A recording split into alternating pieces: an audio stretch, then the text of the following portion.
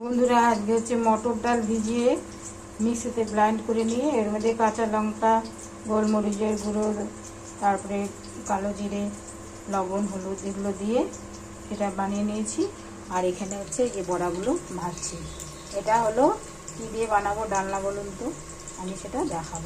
কচু আর আলু আছে, এটা দিয়ে হচ্ছে বড়াটা দিয়ে একটা ডালনা বানাবো, ঠিক আছে। এতে ফোড়ন দিয়ে দিয়েছি বন্ধুরা, গোটা জিরে দিয়েছি, শুকনো লঙ্কা, তেজপাতা, কয়েকটা কাঁচা লঙ্কা আর হচ্ছে লং, এলাচ, দারচিনি, এটা দিয়ে দেবো।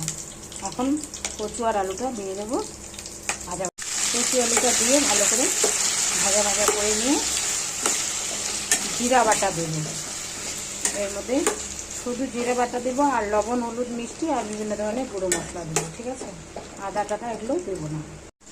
জিরা পেস্ট করে নিয়েছি, শুধু গোটা জিরে এটা হলো পেস্ট করে নিয়েছি।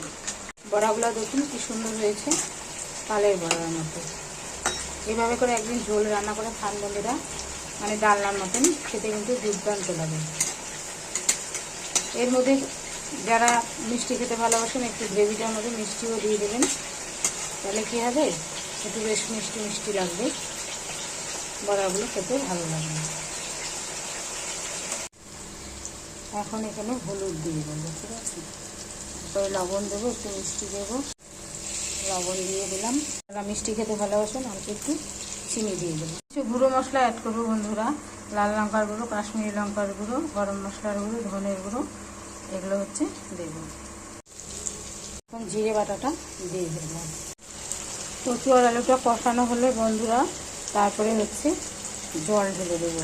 আর জলটা একটু বেশি দিতে হবে, কারণ বড়াগুলো হচ্ছে ডুবে থাকবে, পরে বড়াতে হচ্ছে ঝোল টেনে নেবে। চাইলে বড়াগুলো আপনারা একটু গরম জলের মধ্যে লবণ, চিনি দিয়ে ভিজিয়েও রাখতে পারবেন। ঝোলটা ফুটে এসছে, এখন হচ্ছে বড়াগুলো দিয়ে দেবো।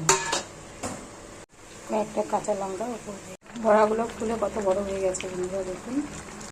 নামানোর আগে একটু গরম মশলা দিয়ে দেবো। তৈরি হয়ে গেল আমার কচু দিয়ে বড়ার তরকারি। কেমন হয়েছে বন্ধুরা রেসিপিটা? খেতে কিন্তু ভালো লাগে নিরামিষের দিন।